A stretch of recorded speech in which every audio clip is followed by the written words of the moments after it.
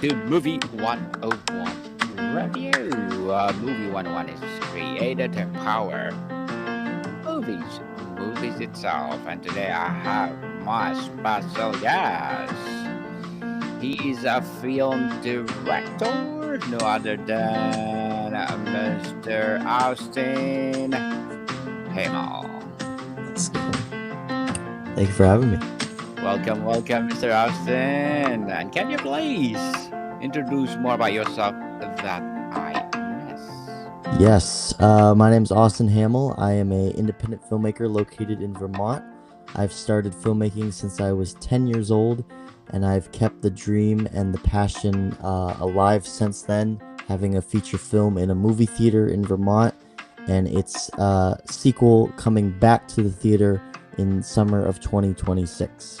It's great to be here. And congratulations! And thank you so much for sharing your knowledge and wisdom to the Thank you. world, Mr. Austin.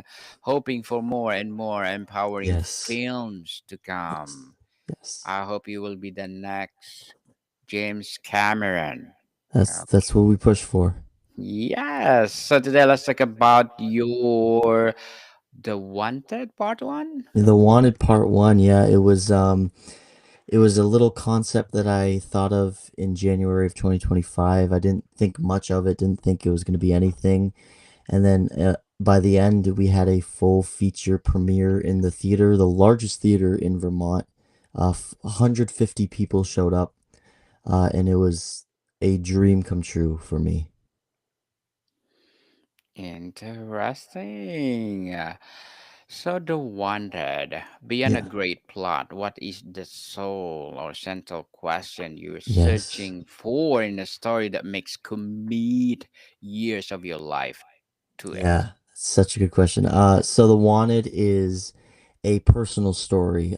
It's about two brothers who get accused of a murder, so they run away, and their town is trying to hunt them down. But in the inside, it's a family story about these two brothers, where the older brother's going off to college, and he's afraid of leaving the younger brother, and it's an intense and emotional story that the audience can connect to if they have siblings or family members that they have to leave to achieve their dreams.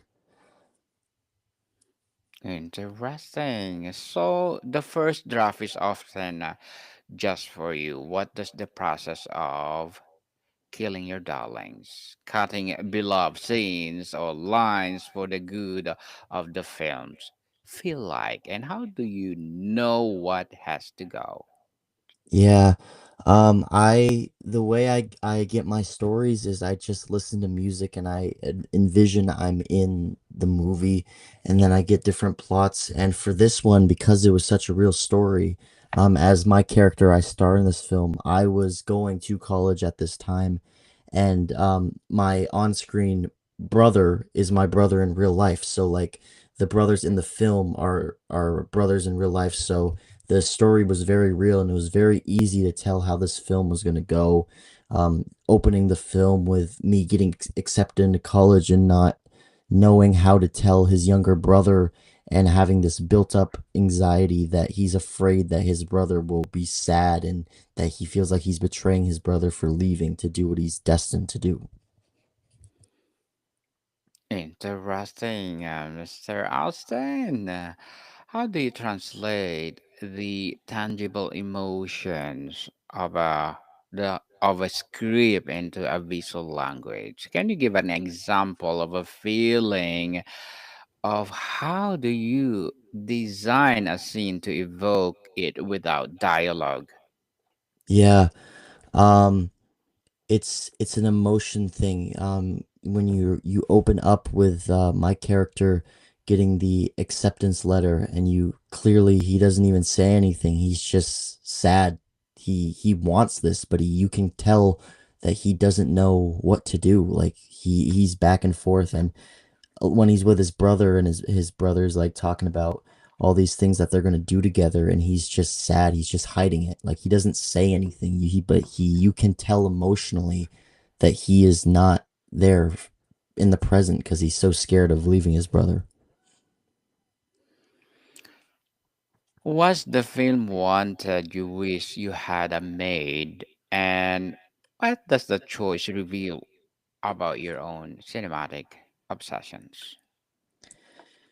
Yeah, I have been obsessed with cinema since I was a kid. I mean, the first movie I watched was Batman The Dark Knight, so I've had so many inspirations coming into this film where I was ready to show who I am as a filmmaker. And when the audience is there watching my film, you're not seeing any actors, you're seeing real people finally getting to achieve their dreams. Me finally seeing myself in the movie theater was a dream of mine since I was a kid.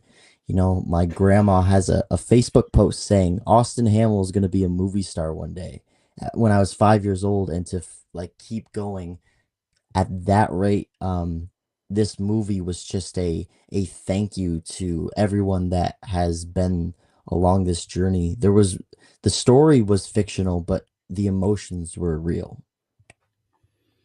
The emotion is real. Filmmaking is the ultimate collaborative art. How do you create an environment on set where the costume designer or the director and the actor all feel safe to bring their best and sometimes contradictory ideas to the table? This film was really easy to do that because everyone I was working with were either friends or family, so we had a very trust connection and a bond. But for me as a director and writer, I needed everybody on this set, no matter if you were a cameraman or an actor, to see the vision. I needed you to feel like you were losing your brother if you were in my position, to make their acting 10 times better, to make their storytelling 10 times better. So I had trust in all my actors that they were going to pull off this story, and they all felt safe. They all had a great time. We had a fun time filming in Vermont and New York City, and we had a very safe environment, and it shows with how the film goes. Can you share a moment when actors' interpretation of a character fundamentally changed your vision for the better? Yes. In The Wanted Part One, one of the characters, Blake Weston, played by Connor Brogan, I wrote him as a gym influencer guy in New York City who is a douchebag, and I had a bunch of lines for him, and I was just kind of like, Connor, you work out a lot. You know social media. I don't think these lines, I think you know your character more than I know your character. And I said, I'm going to throw these lines away and I'm going to press record, and I want you to give your interpretation of what a douchebag gym influencer in New York City would look like. And he absolutely crushed it, and it changed my view of how I give actors scripts, because at that point I was just like, he exactly knows what he needs to do, and he was not given a single line because he was fully invested in his character. So that his whole character, Connor Brogan played, Blake Weston played by Connor Brogan, his whole lines, I don't think any of his lines were in the script. He completely improvised them and crushed it. He knew exactly how to play his character. Mr. Austin, what is the most underappreciated role on a film set, and what is a superpower does that person bring to the final product? Any assistant, anyone who is holding a boomstick or getting scripts or getting stuff. Film sets are chaotic. There's 100 things going at the same time, and any person that is there to help the director or help the actor in an overwhelming situation should get the praise of the world. Production assistants, boom mic holders, all of you guys are the reason film sets are 10 times easier and get done, and films get done easier because you're on top of things when the environment is stressful. How do you navigate the creative tension between your vision and practical constraints of budget and schedule? Where is a compromise not an option? There's gonna be changes. Your script is not gonna be the final product. For any new filmmakers listening to this and you're writing your script, I want you to know that your final product will not 100% be what your script is. We had a we were on a deadline. We had to keep going, and one of my actors could not show up one day, and I had to switch the story because we could not miss that day. I needed to film that day, and I needed that scene done, so we had to work on the spot, change the scene, and it actually worked better than what I originally had in the script. So there are going to be times where your film isn't going to exactly play out how you want it, and that is the best part. That's when it gets challenging, and when you as a filmmaker have to find other ways to make it work. And I've run into those challenges so many times. A battery dies on my microphone, my battery dies on my camera, or all these little challenges that make it 10 times harder, but it's just so worth it when the movie is done. You say, we did it. We pushed through it. We didn't give up. There are going to be challenges, but keep going. Mr. Austin, on the craft and the invisible art, the edit is often called the final rewrite. What is the key insight you've had in the editing room that completely reshaped the narrative you thought you had to shot? Yeah, when I also edited this film, and when I edited it and saw the film start to piece together, I started to realize how exactly the vision was. I went back to the script, I went back to my vision, and then I saw the product. And when you're editing and everything starts to come together, like I was getting goosebumps and my heart was beating. I was like, this is my product. This is what I spent 8 months working on, and we're finally putting it all together into one uh hour and 15-minute clip. It was editing, even though it's my least favorite thing about the filmmaking process, the part where it starts to come together is a really good feeling.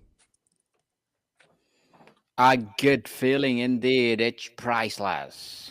So, how do you use sound design, not just the score, but the absence of sound, the ambient noise, and the narrative character in its own right? Yeah, this is a thriller suspense movie, so sound needed to be one of the key factors, and we did. We had a lot of suspenseful moments where the soundtrack really added to the film and really had you at the edge of your seat, especially in the theater when it's so loud. The soundtrack for for all your films is really important. You know, we can go by bad quality or bad lighting, but if your sound is bad, it's going to throw the audience off. The music needs to fit the characters, the dialogue needs to fit the characters. The sound overall is what they're going to pay attention to the most. It's their first sense. It's what they're going to react to first. So, yeah, the music really added to every dramatic scene in this film and made the film 10 times better. 10 times better, for sure. So, what is a seemingly minor technical choice that you believe that is outside psychological impact on the audience? I have my own unique style when it comes to directing and filming. When you're an independent filmmaker, you don't want to blend in with everybody else. You want to stand out. And one of the things I do is I use a shaky camera. I don't have a tripod or a gimbal. It's just my hand holding the camera. And in those tense moments where in the film they're getting chased by a cop or something, you are feeling like you're in this scene because of how shaky it is and how intense it is. You feel like you're being chased by that person. So that was a stylistic choice that I made. A lot of people are like, why was the film so shaky?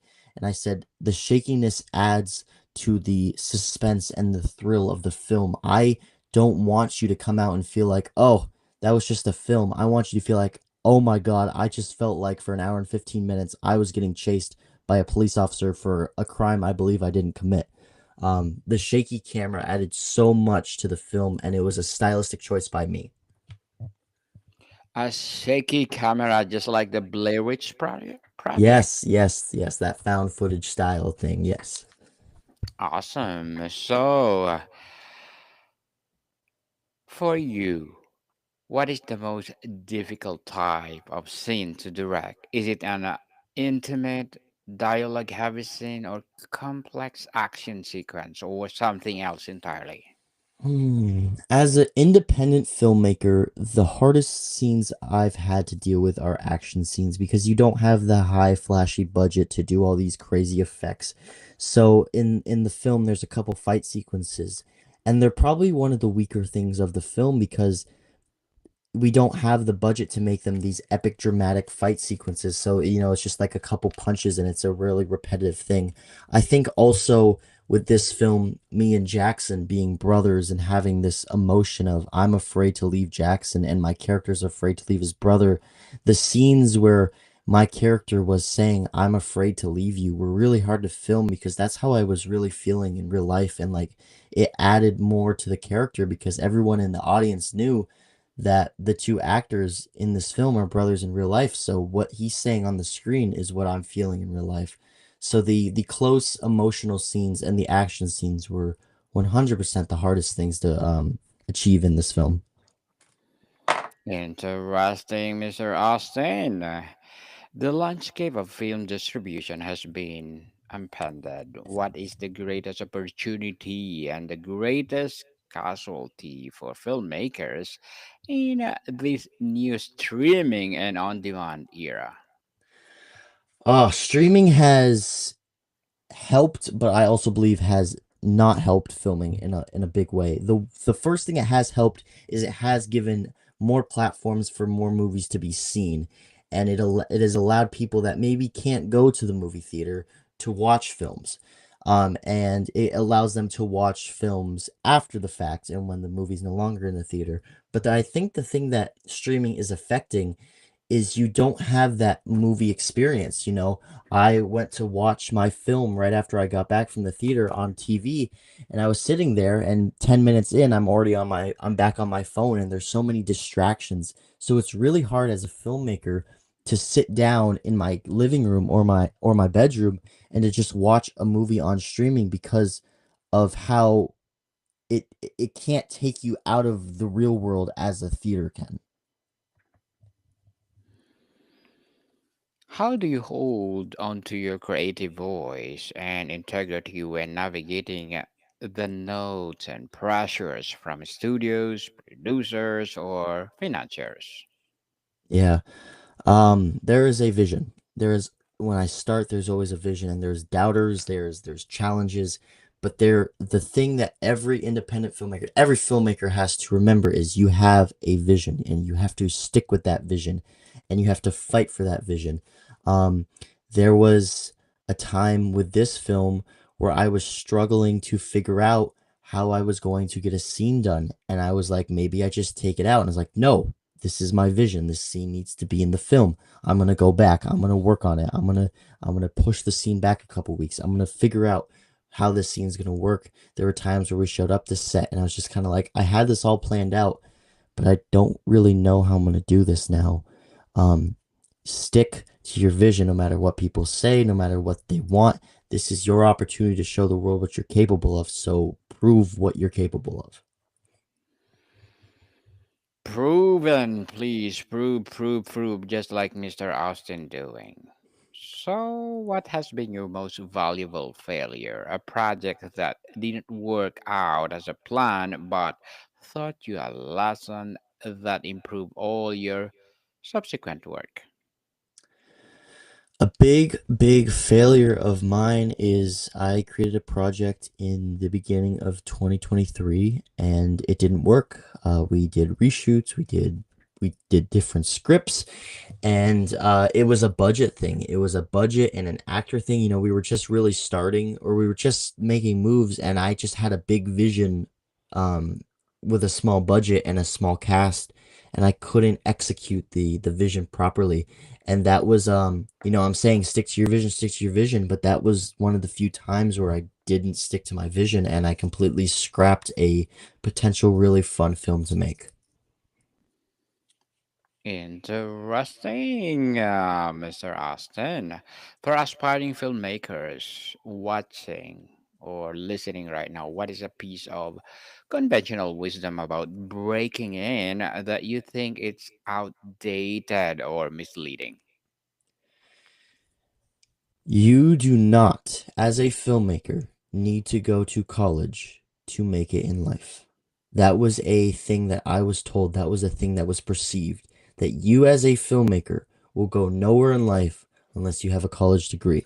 I myself was a freshman in college. I'm 18 years old. I dropped out because I realized this whole 4 year plan where I'm going to work 4 years and then I'm going to get a degree, but I'm stuck with student debt. So I can't really get a film job because I need a full time job to pay the debt off is a problem and it slows filmmakers down. I respect everybody that's going into film school and is learning the craft. But for me, I realized my path was to just get on set, experience, learn, fail, figure out what I want. If you want to be a filmmaker but do not want to go to college, you do not want to take the math classes or the history classes, don't. Make your movie, get your phone, get your camera, and get your film career started. College does not define your success. Thank you for that advice, Mr. Austin. The process of making a film is all consuming. How does the project change your personality from the first day of pre production to the final day of a color grading? Yeah, it takes you out of the real world. When I start every project, I go into the universe where these characters are, and I disassociate myself from my friends and from my family. I'm in my room. I'm thinking. I'm outside running. I really I step away from what we call the real world and step into my world, and I see these characters and I live these characters. And the over the summer when I was creating this project, I didn't hang out with friends. I didn't go party or do stupid stuff. I was in my room or I was at work. I was making this project a reality. And as filmmakers, you're going to find times where you're going to be so lonely with the fact that it's just you and your dream and no one else. And you're going to see all your friends having a fun time. And that's probably the hardest part for me right now with filmmaking is knowing that as you're starting, it's just you and yourself. And as you watch everyone else have a good time and have fun, and you're really doubting yourself and thinking, is this right for me? So for me, I just disassociate myself from the real world. I don't talk to people, I get into the character, and then they see my art. After a film release, it no longer belongs to you but to the audience. What has been the most surprising or moving interpretation of your work you've never encountered? Um, my high school, I went to high school, has made my brother, who starred in this movie with me, a celebrity. I was very surprised that my brother to get a text from my brother saying I just walked into school, and there's about 13 posters of our film in the hallway of my school, and everyone knows about our film. It was received very positively by the audience and by the locals in Vermont, and it made me feel good that um, like I was just talking about, all that disassociating myself from the real world and all the hard work, it paid off because people really cared about this project as much as I did. And that's what makes me the most happy about my project is when someone is theorizing about my film or getting excited of my film. It's like when I see someone putting in just as much energy as I was, it makes every struggle and everything that I want to do so worth it. Mr. Austin, what is the core emotional experience you hope to leave your audience with, regardless of the genre you're working in, just like the Wanted Part 1? I am never aiming to create a perfect film. That is at on today's day and age a really hard thing to accomplish. I want my audience to feel something. I don't care if you feel happy, if you feel mad, if you feel rage, if you feel sad, if you feel depressed. I want you to go into there and walk out and feel something, feel an emotion, feel the characters. If the film ends sad, you're sad. The thing that I count as a failure as a filmmaker is someone watches my film and goes, "Yeah, it was good. Uh, have a good night." And then they forget about it. I want them to really feel. I don't care if they think it's terrible. I want them to feel something about my film. That is how I feel I have done good in the film industry. Interesting, Mr. Austin. And before we wrap up our discussion for today, I'm inviting you to please do listen to my other podcast, people. My other podcast, because my abstract essay is already in fifth season, abstract poetry in second season, and my book 101 review in fifth season too. Comedy 101 in second season, and my food 101 in fifth season as well.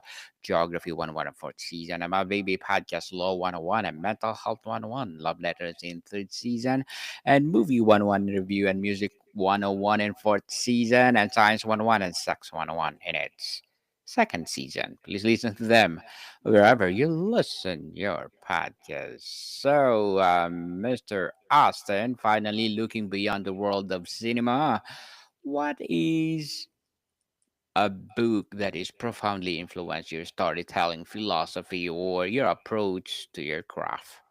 A book? Yes. Or a Um, film or a movie I would or say director. book wise, any Stephen King, but film, it's got to be The Dark Knight by Christopher Nolan. That is the first film I remember watching, and that is the reason I'm in film today. It shaped who I am as a person and my filmmaking journey. Mr. Austen Hamel, thank you so much for sharing your knowledge and Thank you. wisdom to the world. So, can you please invite our listeners to support your The Wanted Part 1? Yes, you can find The Wanted Part 1 on my YouTube channel, Hamel Films, Hamel Films, and you can check out The Wanted Part 2 next summer in 2026. It'll be premiering back at Essex Cinema, so if you're local in Vermont, watch out for a link to buy tickets, and if you're not, it'll be on YouTube. I can't wait to tell another story in this amazing universe, and I hope you guys enjoy the first part. Yes, people, let's support Mr. Austin Hamel because if you support him, for sure more and more empowering movies to come. So, Mr. Austin, thank you so much for your time. Thank you. Thank you for having me. More to come, people. See you soon.